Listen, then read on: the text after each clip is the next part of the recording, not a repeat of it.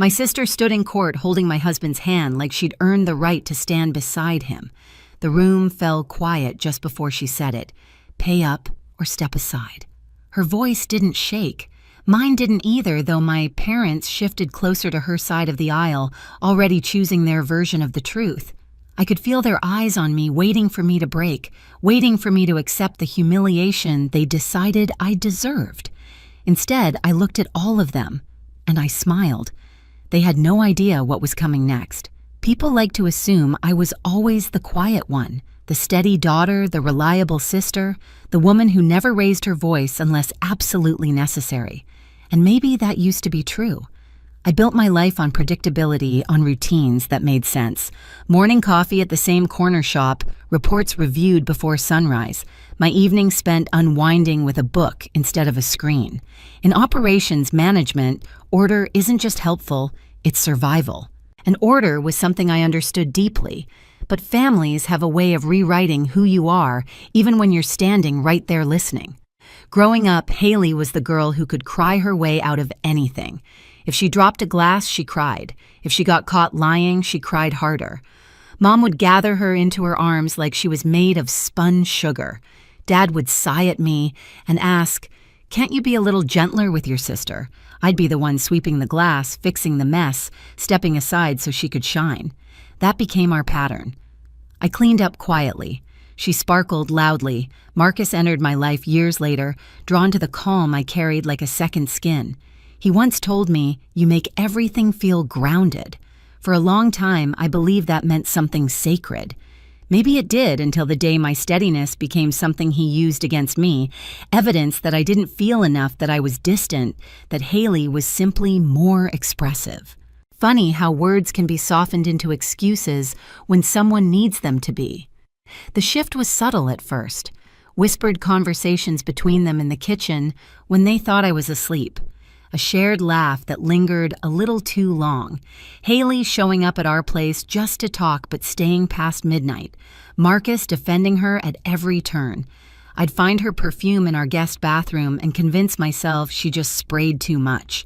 I'd open the laundry and see a shirt I didn't recognize, and Marcus would shrug like it wasn't worth discussing. Then came the family dinners, the ones where Mom watched Haley with a warmth she'd never once aimed at me. And Dad asked Marcus if he was managing okay with all the stress Riley puts on herself. I sat there, fork paused midair, realizing the story was shifting and I hadn't been invited into the author's room. When Haley announced her pregnancy, she cried. Of course she cried, and Mom hugged her so quickly it almost looked rehearsed. Marcus stood behind her with a hand on her shoulder. No one looked at me, not even once. And in that strange suspended moment, I understood the betrayal didn't start with the affair. It started long before, with every moment my family chose convenience over truth. I wasn't angry yet. I was simply waking up. The weeks after Haley's pregnancy announcement felt like walking through a house where every picture frame had been tilted overnight. Nothing looked wrong at first glance, but every detail was off. Mom called me more often, not to check on me, but to report how fragile Haley was feeling. Dad suggested I lighten up on the work stress, as if the tension knotting my shoulders had anything to do with spreadsheets. And Marcus, he played his role with almost elegant restraint. He never said I was unstable. He simply implied it in the soft, careful tone people use when they're building a case. "She's been overwhelmed lately," he told my parents over dinner, knowing I was within earshot. "It's been a tough season," he added with a sigh, like the weight of my existence rested entirely on his broad, compassionate shoulders. Haley nodded beside him, eyes lowered just enough to look concerned, but not enough to hide her satisfaction. She'd perfected that performance years ago. Then the story started shifting. She cried at work, Haley told Mom. She snapped at a barista. She forgot an appointment. None of it was true, but truth didn't matter. Not when my family already had a narrative they preferred. One night, Mom called with a voice full of urgency. "We're worried about you, sweetheart. Marcus is doing his best, but you need support." It was the first time I realized they'd switched my role in the family script. I wasn't the steady one anymore. I was the problem to be handled. The real turning point came in a plain white envelope slipped under my apartment door. A notice to appear in court, a child support hearing. I read it twice, then a third time, convinced I'd misunderstood. But the wording was clear. Haley and Marcus were petitioning for financial support, claiming I was the most stable member of the family, and therefore best positioned to contribute to the child's well-being, the child they conceived behind my back. I brought the letter to my parents' house, hoping despite everything to hear disbelief, outrage, a hint of loyalty. Instead, they stood together in the living room, expressions resolute. "Riley, Dad said you're financially secure, you can help." Mom folded her arms. "It's not the baby's fault. Don't punish an innocent child." And when I asked if they understood what they were supporting, what Haley and Marcus had done, Haley stepped forward, one hand resting protectively over her stomach, the other reaching back for Marcus. "We're building a family," she whispered. "You can either help or step aside." There it was, the first version of the line she'd later repeat in court, a threat disguised as reason, a command wrapped in honey, and in that moment something inside me finally sharpened. Anger wasn't hitting me like a wave. It was rising steady and controlled like water finding its level. I didn't scream, I didn't argue. I just nodded slowly, feeling everything inside me rearrange. The story they were writing was almost complete. They had no idea I was about to take the pen back. The night after my parents chose their side, I went home to an apartment that suddenly felt borrowed. Nothing had changed physically. Same eucalyptus candle on the counter, same stack of reports waiting on my desk, but the air felt thinner, like the walls were listening. I set my keys down and finally let myself sit on the floor, knees pulled tight to my chest. The silence pressed against me, cold and steady. It wasn't grief, not yet. It was the weight of understanding. They weren't confused. They weren't misled. They chose the easier story, the one where Haley was soft and helpless, and I was rigid enough to carry everyone else's mistakes. I stayed there a long time, staring at the pattern of light crawling across the floor from the street lamp outside. Eventually, my breathing evened out. The collapse was quiet, contained exactly the way my family always expected strength to look on me.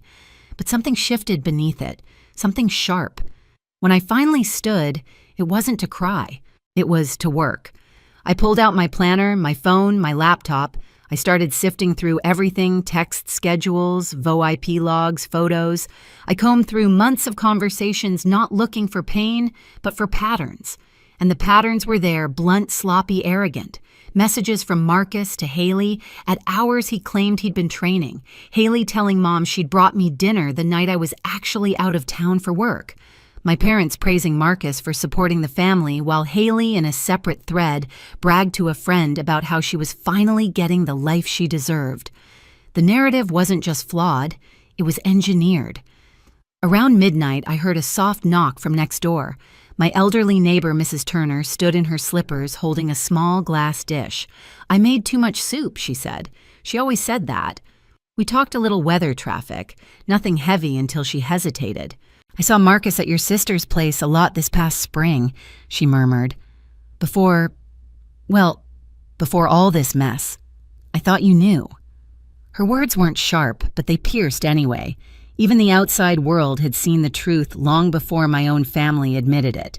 I thanked her, closed the door gently, and sat back down with my notes. By 2 a.m, the beginnings of a blueprint spread across my kitchen table. A timeline, a set of contradictions, a string of messages and behaviors that alone meant little, but together painted the clearest picture I'd ever seen. Haley and Marcus weren't just selfish, they were strategic. And for the first time, I realized I could be strategic too. When dawn broke, I packed everything into a folder. Dates, screenshots, observations, statements, each page a piece of a story they never expected me to tell. Later in court, they would see that folder and mistake it for hesitation. But in the moment when I closed it, when my fingers brushed the edge of the paper and a calm settled into my bones, I felt something I hadn't felt in months. Control. I looked at the folder and exhaled slowly.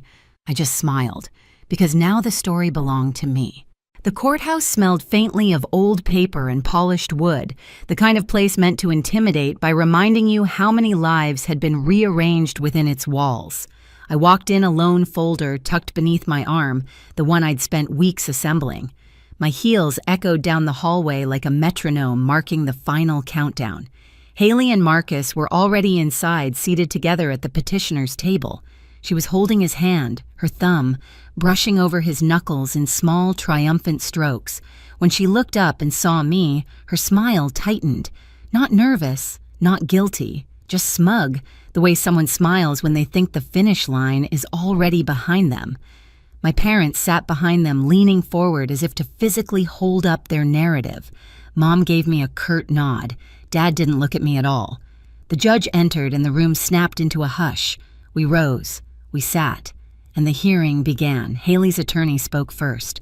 She had a voice like polished marble, smooth, hard, unwavering. Your Honor, this case is simple. The child was born into a complex family situation. Ms. Riley is the only one with stable income and long-term financial consistency. She has been part of the support system, and we request formal contribution to ensure the baby's well-being. My breath didn't stutter, but my fingers tightened slightly on the folder. Haley didn't look at the judge when the lawyer spoke. She looked at me, as if expecting me to crumble on cue. Marcus cleared his throat dramatically. Riley knows we're just trying to do what's best. She knows. She's always been the responsible one. Responsible. Not betrayed. Not wronged. Just responsible. It was almost funny. Then Haley stood. She laced her fingers with Marcus's and faced the judge with a trembling lower lip. We're not asking for much. Just help. My sister understands family responsibility. Or at least she used to. Behind her, Mom murmured an approving, "That's right." The judge turned to me. "Ms. Riley, do you have a response?" This was the moment Haley had been waiting for, the moment she expected me to break fold or apologize for things I never did. She expected the quiet sister, the accommodating one, the girl who cleaned up broken glass while she got comforted. Instead, I reached for my folder and stood. Before I opened it, I looked directly at Haley. I just smiled. Her expression faltered almost imperceptibly. Then I flipped open the folder. Your Honor, I began.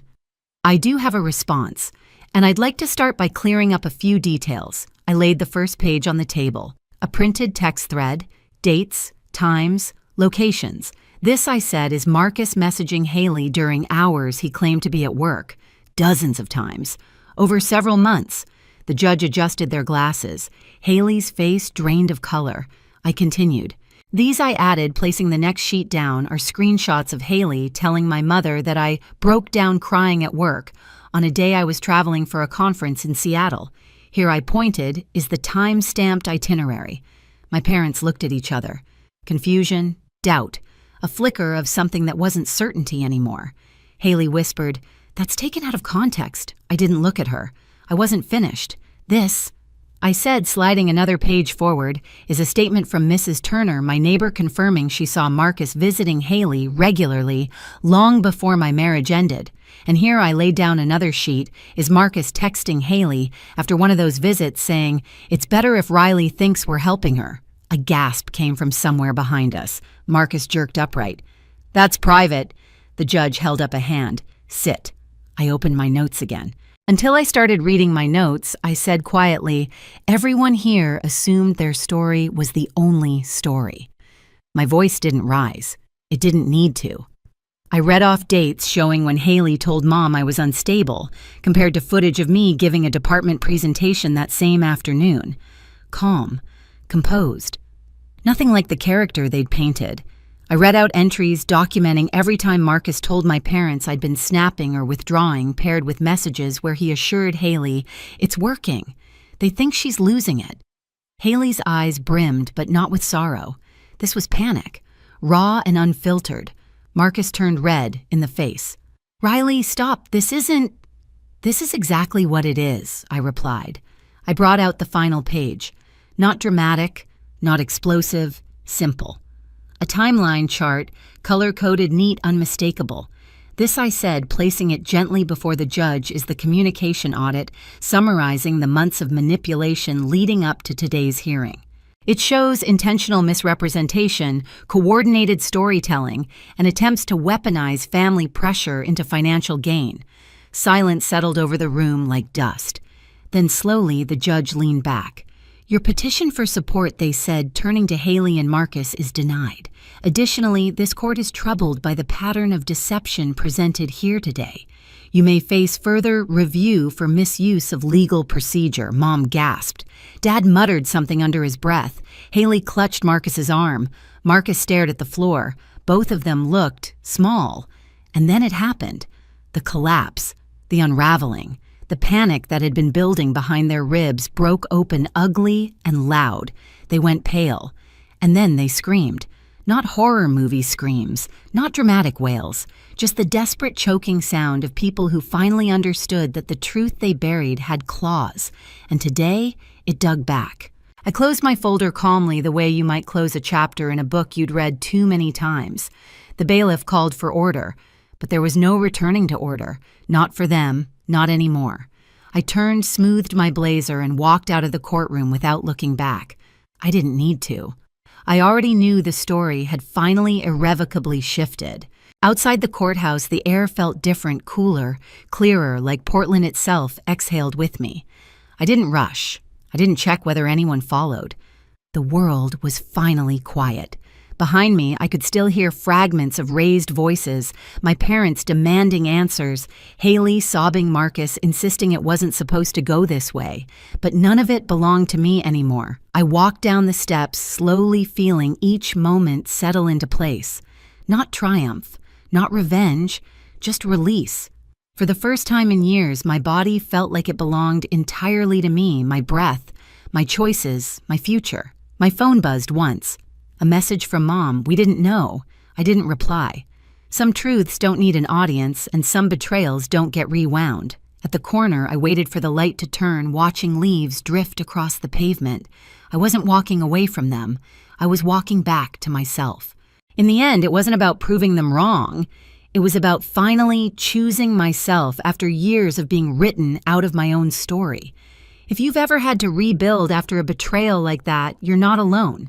Share your story in the comments and subscribe so you don't miss the next chapter.